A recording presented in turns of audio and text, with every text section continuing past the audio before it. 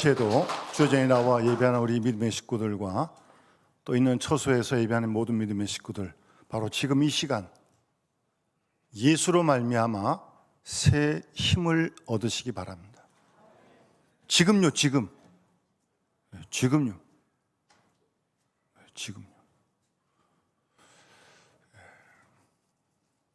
주님을 바라는 자, 신뢰하는 자, 두려움이 없으리라고 노래합니다. 두려움, 걱정, 근심 항상 우리 주위에 있어요. 지금도 있고요. 그 가운데서 주님을 바라고 신뢰할 때 두려움이 물러갈 줄 믿습니다.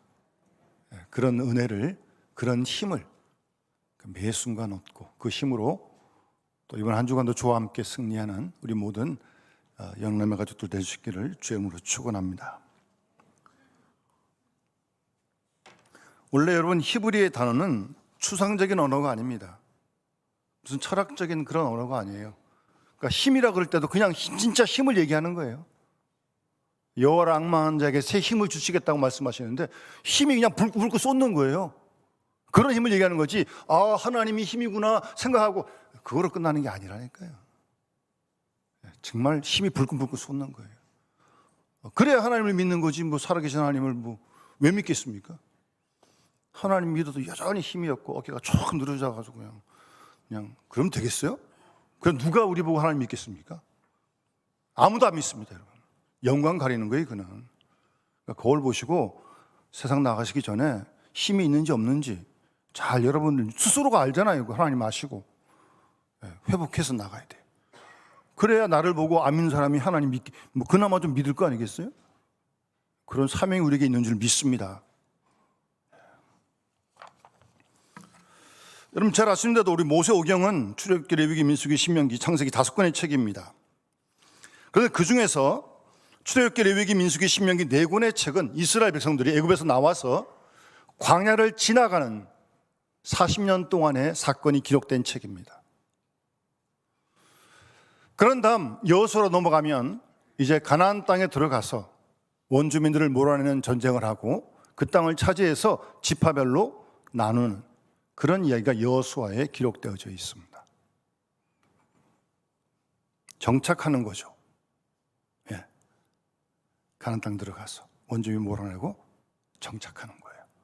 그래서 오늘 신명기 말씀은 그 가나안 땅의 정착을 곧 이게 하게 될 터인데, 여러분 생각을 해보세요. 40년 광야를 지나는 생활과 가나안 땅에 가서 이제 한 곳에 머물러 전쟁해서 이제 몰아낸 다음에 정착하는 생활은 너무나 생활이 다른 거예요. 가나안 땅은 아무도 없는 그런 공간이 아니에요. 이미 강한 이방 민족들이 그 땅을 차지하고 있고 이방 신들을 섬기고 있는, 우상을 섬기는 그들이 있는 땅이라니까요. 그들을 몰아내고 거기에 정착한다고 하는 것은, 이건 광야 생활과 정착 생활은 엄청난 차이가 나는 생활입니다, 여러분. 여러 가지 위험도 있고, 물론 뭐 누리는 은혜도 있지만 위험이 상당히 도사리고 있는 그런 생활이에요. 그러니까 그 정착하는 생활을 앞두고 하나님께서 지금 신명기 말씀을 통해서 모세에게 설교를 하시는 거예요. 너희들이 가나안 들어 정착하게 될 때 이렇게 살아라 라는 내용이 신명기 대부분 전체의 내용입니다. 그 중에서 오늘 7장의 말씀은 너희들이 가나안 땅 들어가서 정착하게 될 때 3가지 내용을 절대 잊어먹지 말라고 지금 오늘 본문에서 지금 말씀하고 있는 겁니다. 그 3가지 내용은 오늘 본문 앞에 읽지 않았습니다만 6절 말씀 보시면 신명기 7장 6절에 너는 여호와 내 하나님의 성민이라 라고 말씀하십니다. 너희들이 가나안 땅 들어가서 이방 신들을 섬기고 있는, 우상을 섬기는 그들 지역에 정착해 살더라도 하나님의 거룩한 백성이라고 하는, 아까 장로님 기도하실 때도 그런 기도를 하셨는데 거룩한 백성이라는 걸 잊지 말라는 거예요. 그건 오늘도 우리 마찬가지 아닙니까? 성도. 우리가 세상에 나가서 또 살 텐데 내일부터 거룩하게 살라는 걸 주님이 우리에게 원하시는 거예요. 두 번째 내용은 5절 말씀에 죄송합니다. 이어지는 5절 말씀에 우상들 다 몰아내는 말씀입니다. 죄송합니다. 7절에 보시면, 앞에 읽지 않은 7절에 보시면, 여호와께서 너희를 택하심은, 기뻐서 택하심은 너희가 다른 민족보다 수요가 많기 때문이 아니다. 너희가 오히려 모든 민족 중에 가장 적다. 그 내용을 지금 깨우치시는 거예요. 7절에. 무슨 말씀이에요? 너희들이 구원받은 건 뭐 강하고 숫자가 많아가지고 하나님이 택하신 게 아니다. 그럼 객관적으로도 증명이 되는 거예요. 그 당시 이방 민족보다 훨씬, 노예로 430년 지났는데 무슨 힘이 있겠습니까? 민족들이. 이미 가나안 원주민들은 철기도 가지고 있고요, 훨씬 더 앞선 이방 민족이었어요. 그런데 하나님이 이스라엘 택한 것은 수요가 많거나 그들이 뛰어나 택한 게 아니다. 뭐라고 말씀하세요? 너희가 가장 모든 민족 중에 적다. 그거 잊지 말라는 거예요. 너희 가나안 땅을 원주민 몰아내고 산다 할지라도 뭐 힘이 세가지고 너희들이 강해가지고 너희들이 이긴 게 아니다. 넌 여전히 적다. 무슨 말입니까? 은혜 입은 자인 걸 잊지 말라는 거예요. 하나님이 택한 이유는 잘난 것도 아니고 숫자가 많은 것도 아닙니다. 힘이 강한 것도 아닙니다. 하나님께서 이스라엘 택한 이유는 그들 선조들에게 하신 약속 때문에 그들을 하나님이 택하셨다. 그 택함 받은 약함에도 불구하고 하나님께서 조상들에 한 약속을 지키려고 늘 택한 것이다. 그거 잊지 말라는 거예요. 세 번째 내용은 이제 오늘 본문의 마지막 내용입니다. 21절에 이제 원주민들 몰아내는 전쟁을 할 거 아니에요? 훨씬 객관적 전력은 그쪽이 훨씬 더 강합니다. 그런데 그럼 무서울 거 아니에요? 두려워하지 말라는 거예요. 두려워하지 말라는 거예요. 왜? 너희 하나님 여호와, 그분은 크고 두려운 하나님이 너희 중에 계시기 때문이다. 그래서 너희들 강한 거니까 이방 민족 두려워하지 말라는 겁니다. 그러니까 두려움을 몰아내는 그 뿌리는 하나님이 너희 중에 계시겠다는 거예요. 하나님이 너희들과 함께 하시겠다는 거예요. 그래서 두려워하지 말라는 겁니다. 그 내용을 당부하고 있는 것입니다. 그런 어떤 이스라엘 백성들의 정체성, 나는 누군가, 그걸 잊지 말라는 거예요. 너희들은 거룩한 백성이다. 너희들이 택함받은 건 하나님께서 조상들에게 한 약속을 지키기 위한 하나님의 은혜다. 숫자 많은 거 아니다. 그리고 원주민을 몰아내는 전쟁할 텐데 두려워하지 말아라. 왜? 내가 너와 함께한다. 그런 이스라엘 백성이라고 하는 정체성을 하나님께서 다시 한번 모세를 통해서 강하게 말씀해 주겠는 거예요. 오늘날 우리들도 그리스도인으로서 세상에 나가서 살 때 내가 그리스도인됨을 잃지 않아야 합니다. 내 정체성을 잊지 말아야 돼요. 아무리 세상에 산다 할지라도. 교회 있는 시간보다 세상에 훨씬 더 많은데, 안 믿는 사람 중에 훨씬 더 많은데, 그들과 함께 산다 할지라도 그리스도인이라고 하는 하나님의 거룩한 백성이라고 하는 정체성, 내가 누군가, 그걸 잊지 말라고 주님은 오늘도 우리에게 말씀하시는 줄 믿습니다. 그런데 이 세 가지 정체성을 지금 하나님께서 깨우치시는데, 여러분 잘 아시는 대로 민수기 6장에 보면 나실인의 법이 있어요. 일정 기간 동안 하나님께 전적으로 헌신하는, 뭐 일평생을 나실인으로 드리는 사람도 있지만 일정 기간을 또 이제 약속해서 드리는 수도 있거든요. 삼손도 나실인인데 하나님께서 몇 가지 금지한 게 있어요.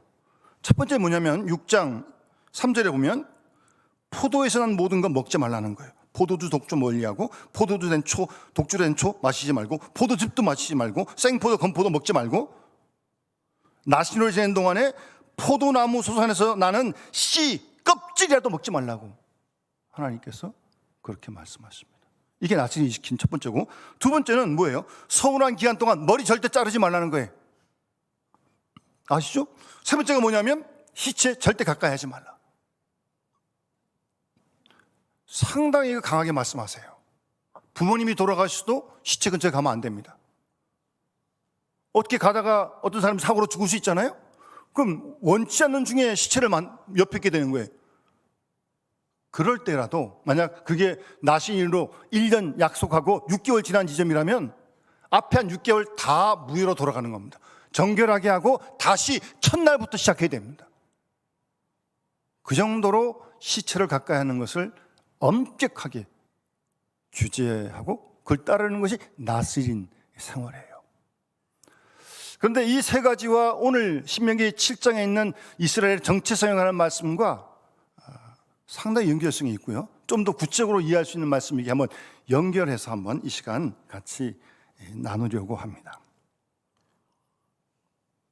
우선 하나님이 거룩한 백성인 거 잊지 말라는 거예요. 요즘은 거룩하다는 말 자체도 잘 안 써요. 뭐 여러 가지가 있겠지만 상당히 부담되는 거죠, 그러니까. 그리고 뭐 좀 이렇게 오래된 단어 같기도 하고. 원래 이 거룩이란 뜻은 구별됐다는 뜻이거든요. 나시린 구별된 사람 아니에요? 그리스도인 구별된 사람이에요. 성도 구별된 사람이에요. 근데 아마 우리 그리스도인의 마음속에 세상에 살다 보니까 또 일반 사람들은 더더군다나 세상과 구별되게 살기 싫은 거죠. 적당히 세상하고 섞여 살고 싶은 거예요, 그냥.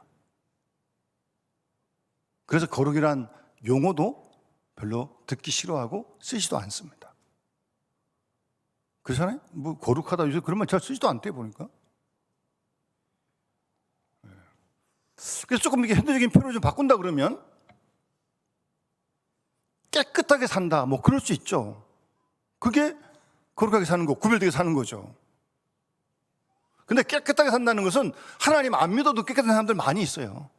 근데 뭔가 좀 부족해.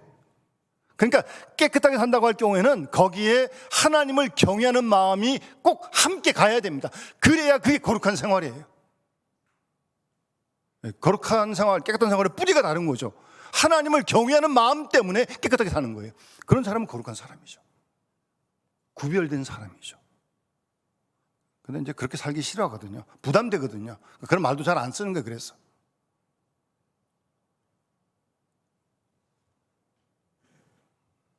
그래서 뭐 혹자는 뭐 그런 얘기 하더니 이 바닷물이 썩지 않는 이유는요, 염분이 13%만 있으면 안 썩는데요. 그걸 우리에게 적용하면 이 땅의 그리스도인이 13%만, 13%가 맞나? 예. 우리 지금 13% 넘는 거 아니에요, 그리스도인이? 근데 우리 사는 사회가 왜 이래요, 지금? 예, 우리 그리스도인들을 한번 스스로 자성해 봐야 합니다. 내가 방부제 역할 다 하고 있는지, 거룩하게 살고 있는지 생활 속에서 말이에요. 점검해야 됩니다. 그러니까 거룩하라고 하는 것은, 구별되라고 하는 것은 그 당시 이방 신들을 섬기는 이방 민족의 땅이기 때문에 우상 섬기지 말라는 거예요. 그런 뜻도 담겨 있는 겁니다. 그러니까 온갖 우상 다 섬기고 있는 가나안 민족들이. 여러분 성경 읽어보세요. 계속 바알 신앙, 아세라 신앙 다 이방 신들이거든요. 그거 지키지 말라고 지금 여기서부터 말씀하시는데 계속 이스라엘은 그거 따르고 지켰던 거예요. 이스라엘 왕, 뭐 유다, 이스라엘 다 마찬가지예요. 하나님께서 심판하시는 겁니다. 끝내 여기부터 지키지 말라는 걸 그때까지도 지키고 있는데 뭐. 그래서 거룩하고 구별되라는 그런 말씀을 주께서 하시는 겁니다. 그러면 이 구별된 모습이 하나님 백성의 정체성인데, 이걸 나시린의 그 첫 번째 조항과 한번 연결해 보면요, 포도주 독주 마시지 마라. 포도주 소산 씨도 껍질도 먹지 마라. 이 말씀 따라서 혹시 뭐 씨 껍질을 나고 포도 안 먹는 사람 있습니까? 요새 포도 맛있는 거 아니에요? 여러 가지 종류도 많고.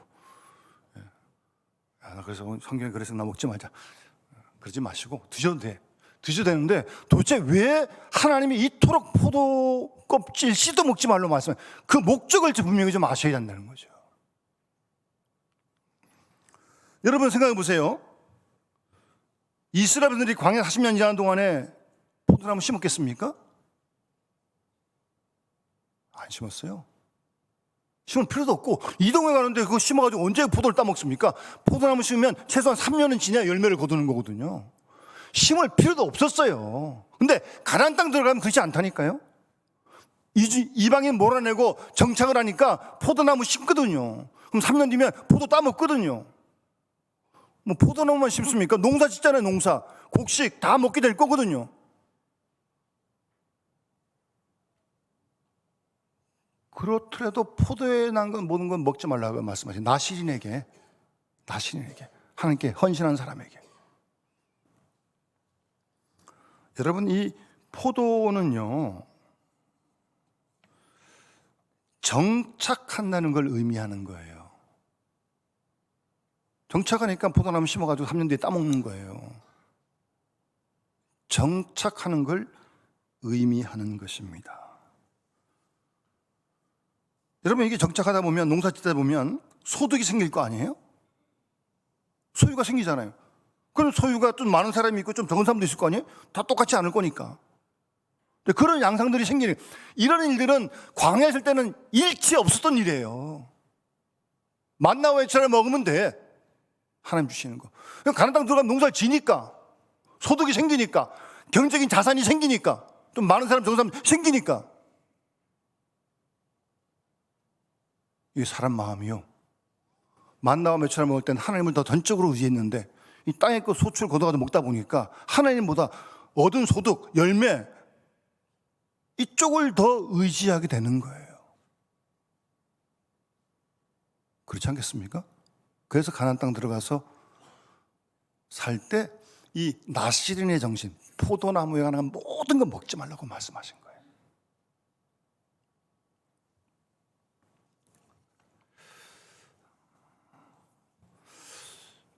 지금은 이제 중국 상황이 좀 달라요. 지금 시진핑 주석, 요 전에 주석이 후진타오 주석이잖아요. 그때 당시에 이제 그쪽 가서 이제 선교하고 그랬던 목사님 얘기를 들은 적이 있는데 그때는 지금보다 훨씬 더 자유롭다 그래요. 그래도 이렇게 공안이 있고 그래서 이제 예수 믿는 사람들이 모여서 이렇게 몰래 예배드리고 성경 공부하는 그런 이제 목사님들이 많이 들어갔었어요. 아파트 모여가지고 입을 다 가려놓고 그러고 이제 거기서 예배드리고 뭐 성경 공부도 하고 이제 그랬는데 그 중에 젊은 중국 청년들도 와서 같이 예배드리고 그때 그 다녀오신 그 성사님이 오래전에 하신 말씀이 아주 열심히 그래서 그 목사님이 그 중국 청년에게 도대체 생활을 이렇게 열심히 하면서 제일 힘든 게 뭐냐 이렇게 물었더니 그 청년이 하는 대답이 의외였어요. 돈이라는 거예요. 자기가 열심히 일해서 돈을 갖다 보니까 그러니까 그 청년의 얘기였대요. 그 당시 이 중국은 사회주의가 아니고 중국식 공산주의, 그러니까 중국식 자본주의였대. 그러니까 후신타오 때는 그만큼 조금 이렇게 조금 지금과 좀 달랐던 모양이에요. 그러니까 돈이 제일 무섭다는 거예요. 두렵다는 거예요. 돈을 손에 쥐니까 예전에 하나님을 의지하는 마음만큼 안 되더라는 솔직한 그 청년들의 고백이었다는 거예요. 그 중국 청년만 그렇게 했습니까? 우리가 소유가 많아지고 경제적인 자산을 갖게 되고 사람 그렇게 등 따서 배불러지면요 하나님은 그만큼 붙들지 않습니다. 안 붙들어도 먹고 사니까.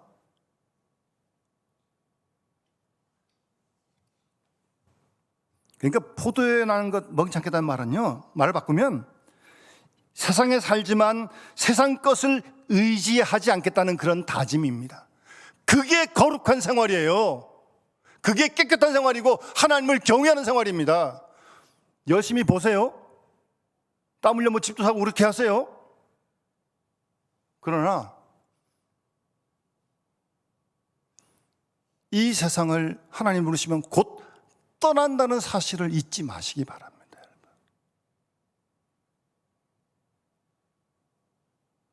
포도에 관한 모든 걸 먹지 않는 나시린의 신앙은요, 한마디로 말하면 순례자의 신앙입니다. 이 땅에 살아도 순례자인 걸 잊지 말라는 거예요. 그렇지 않습니까? 우리가 또 살다가 하나 물으시면 가져가는 거 있습니까?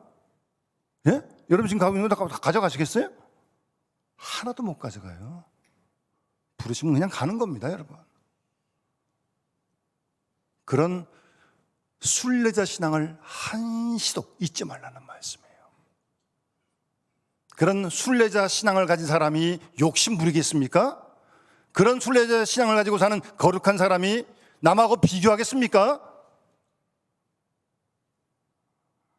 생각해 보세요. 다 놓고 갈 건데? 예? 욕심 부리겠냐고요? 탐욕 부리겠냐고요? 남하고 비교하겠냐고요? 내가 못 먹어서 굶어서 죽는 게 아니에요. 남보다 적게 간다고 배 아파서 그러는 거예요, 다.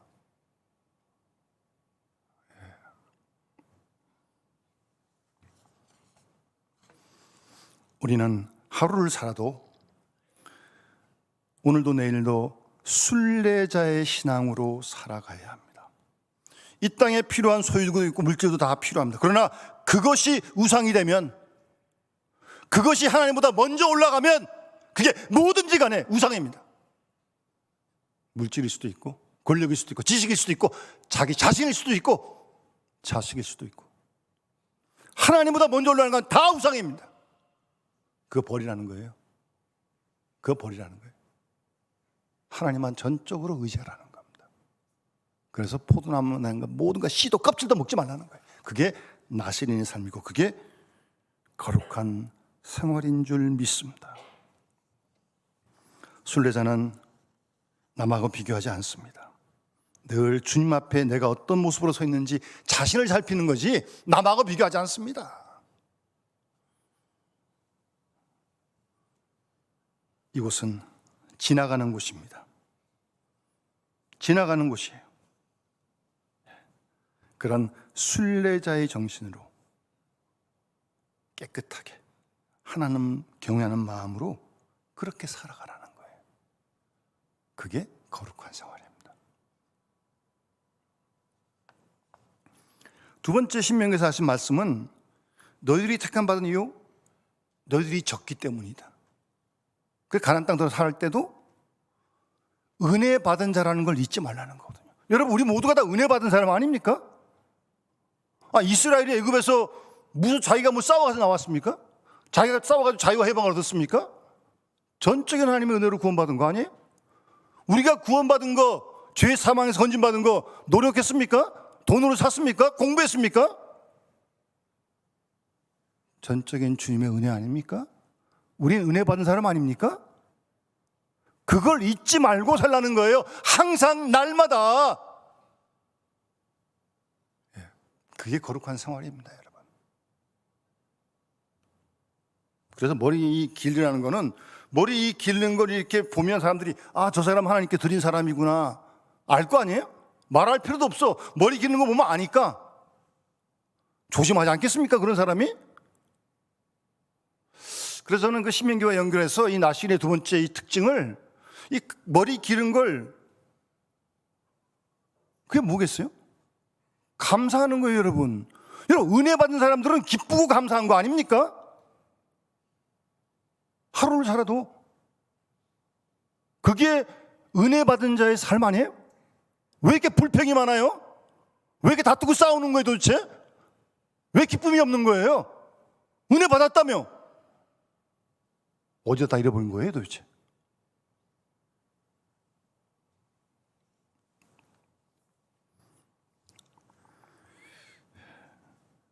은혜 받은 자인 걸 한시도 잊지 말라고 말씀하시는 거예요. 여러분, 그런 머리를 길게 딴 나시린으로 정말 본인이 은혜 받은 자라고 생각한다면 그 마음 속에 교만보다 겸손이 강하지 않겠습니까? 그 마음 속에 불평보다 감사가 넘치지 않겠습니까? 은혜 받았는데?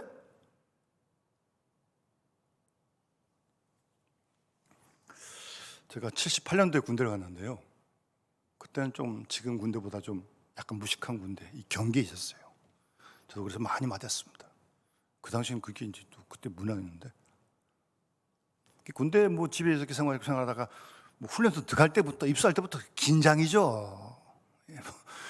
군대 생활이 좋다 그래봐야 뭐 이제 논산에서 훈련받을 때 처음 집 떠나가지고 이게 뭐 얼마나 뭐 다 낯선 친구들 주위에 뭐 하여튼, 제가 훈련소에 있을 때 어떤 장교가 저를 부르는 거예요. 훈련 끝나고 이제 저녁 때. 저 그 장교 모르는 사람이에요. 급부로서 갔더니 얼마나 배고파요 그때. 빵도 주고 우유도 주고 뭐 먹으라고 그러더라고요. 누군지도 모르고 이제 먹었죠, 뭐 주니까. 그럼 자기를 소개하는 거예요. 그러니까 이 ROTC 장교가 누군가 하면 저희 사촌 누님의 신랑이 ROTC 장교 출신이거든요. 그 친구의 친구 이분이, 그 제 사촌 누님의 그 신랑이 이 친구한테 얘기해가지고 절 찾아가지고 좀 이렇게 잘해주라고. 훈련소에 잘해줘야 뭘 잘해줘요, 잘해줘요. 그래도 불러가지고 빵 주고 우유 주는데 얼마나 고마운지 제가 눈물 나게 먹었습니다. 하여튼 제가 얼마나 감사한지. 안 그래도 아는 사람 하나도 없고 막 긴장하고 지금 그러고 있는데 불러가지고 빵 먹으라고 그러고 우유 먹으라고 주니까 얼마나. 여러분, 그것도 기쁘고 그것도 감사한데, 하나님의 은혜를 받은 사람의 마음속에 감사가 없어요? 기쁨이 없어요? 이 뭔가 심각한 위기입니다. 이거는 그걸 잊지 말라는 거예요. 지금 그걸 잊지 말라는 거예요. 여러분, 그러니까 머리 길겠다고 나시 다니면서 그 사람이 계속 감사한다 그러면 사람들이 하나님 사람 정말 감사가 많구나, 어려워도 감사하는구나, 불평하지 않는구나, 그거 다 알 거 아니에요. 근데 감사가 충만하니까 저 사람 어려운데도 감사하는구나. 그런 감사의 생활, 그게 은혜 받은 자의 삶이에요. 다 좋아서 감사한, 어려워도 감사하는 거예요. 어려운 가운데 하나님의 뜻인 줄 믿고. 뭐 좋은 일만 사람이 어디 있어요, 이 세상에. 그래서 아무도 없어요. 고난도 하나님의 뜻인 줄 믿기 때문에, 사랑으로 견딜 수 있기 때문에, 하나님이 힘이 된 줄 믿기 때문에 감사하는 거예요. 어려운 중에도 찬송을 부르는 겁니다. 감옥에서도. 이런 감사의 그 절정이 뭐겠어요? 예배 드리는 겁니다. 예배 드리는 거. 감사하니까 여러분 이 추운 날 나와서 예배 드리는 거 아닙니까? 누가 나오라고 그랬어요, 여러분 보고? 감사하니까 나와서 이 추운 데 나와서 예배 드리는 거 아니에요, 지금? 감사의 절정은요, 예배를 드리는 거예요. 예배를 하나님께. 감사하니까 예배 드리는 거죠.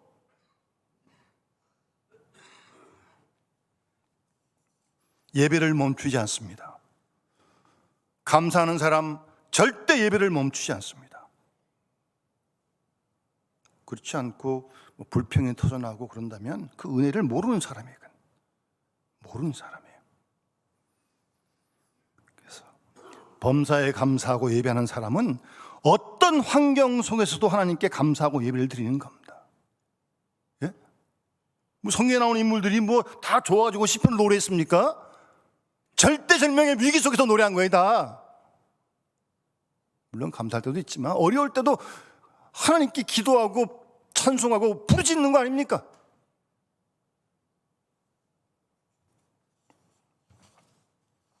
그래서 여러분, 하나님께서 이스라엘을 구원하실 때 마지막 10번째 장 첨나무가 다 죽는데 문설주의 피를 바른 이스라엘 백성들만 처음 5개 다 살잖아요. 그런 다음에 그 뒤에서 뭐예요? 유월절 제사를 드리는 거예요. 이어서 일주일 동안 무교절, 무교병을 먹습니다. 일주일 동안 예배 드리는 거예요. 감사하니까.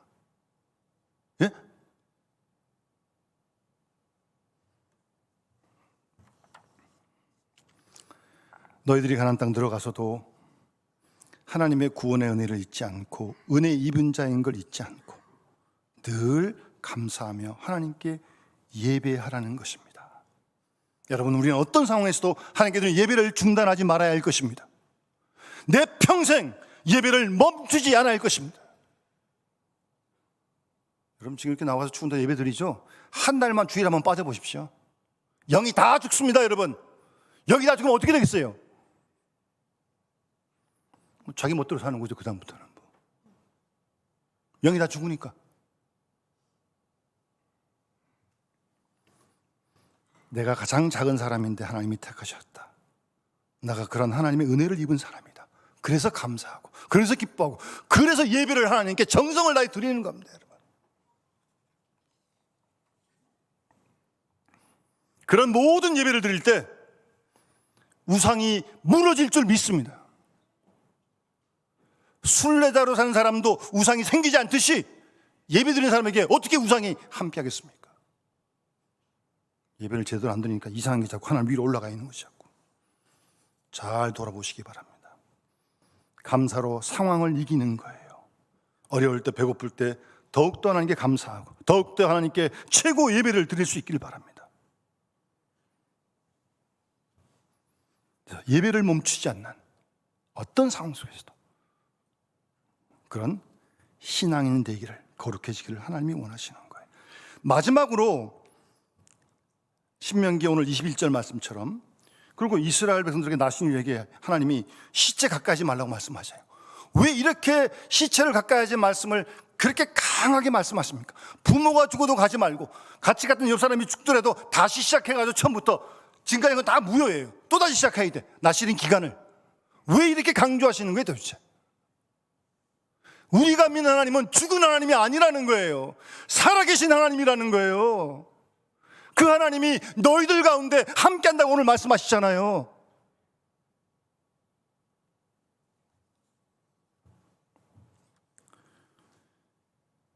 함께 하신다는 말은, 너희 중에 계신다는 말은 뭐 동행이라는 뜻이기도 한데, 동행이라는 뜻보는 오히려 교제라는 게 더 훨씬 더 와닿는 것 같아요.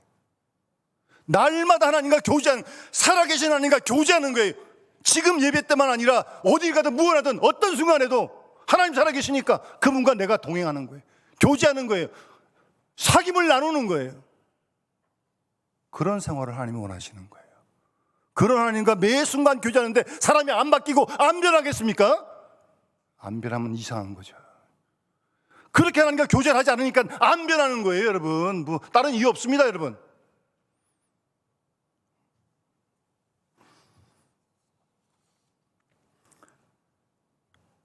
아까 부른 찬송가 시온찬대 가서도 그랬지만, 그렇게 우리가 날마다 함께 교제할 때 하나님과 교제하는 것이 우리에게 큰 힘이 될 줄로 믿습니다, 여러분. 힘이 되는 거예요, 힘이. 구체적으로 그런 힘을 경험하고 사는 사람이 거룩한 백성이에요. 그래서 시편 46편에도 너희는 가만히 있어 내가 하나님됨을 알지어다 라고 말씀하시는 겁니다. 하나님됨을 알지어다. 우리 하나님께서 함께 하시니 야곱의 하나님이 우리의 피난처가 되신다고 그렇게 노래하고 있는 것입니다. 우리가 믿는 주님 살아계십니다. 그 주님이 우리와 함께 하신 거예요. 함께 하신다는 말은 교제하기 위해 함께 하는 거지, 뭐 같이 있다, 물론 그 같이 계신 거예요. 같이만 있는데 있으면 뭐예요? 교제를 해야지, 하나님하고 소통을 해야지. 말씀드리고 듣고, 그래야 그게 교제지. 무슨 뭐 같이만 턱 앉아있어 아무 말도 안 하면 뭐해 도대체. 그런 하나님과의 교제가 힘이 되는 그런 신앙생활을 하나님이 이스라엘에 원하시고 오늘 우리에게 원하시는 줄 믿습니다, 여러분. 우리 오늘도 내일도 우리 남은 인생 얼마일지 모릅니다. 우리가 순례자예요. 하나님 부르시면 다 갈 겁니다, 여러분. 우리의 고향은 여기가 아니에요. 영원한 하나님 나라인 줄 믿습니다, 여러분. 그런 마음으로 충만하시고 욕심내지 마시고요. 욕심내지 마시고 비교도 하지 마시고 은혜 받은 자인 것을 잊지 않고 늘 기뻐하고 늘 감사하면서 하나님께 예배하고, 이스라엘이 가나안 몰아낼 때 그 두려운 일을 할 때도 우리도 두려움이 얼마나 많아요. 그때 주님과 함께 교제하면서 구체적으로 힘을 얻고 위로를 받고 용기를 얻고 두려워하지 않고 담대하게 세상을 이겨가고 이방을 이겨갈 수 있는 그런 주님의 거룩한 백성들이 다 되어주시기를 주의 이름으로 축원합니다. 우리 찬송 442장 찬양 드리면서 봉헌하도록 하겠습니다.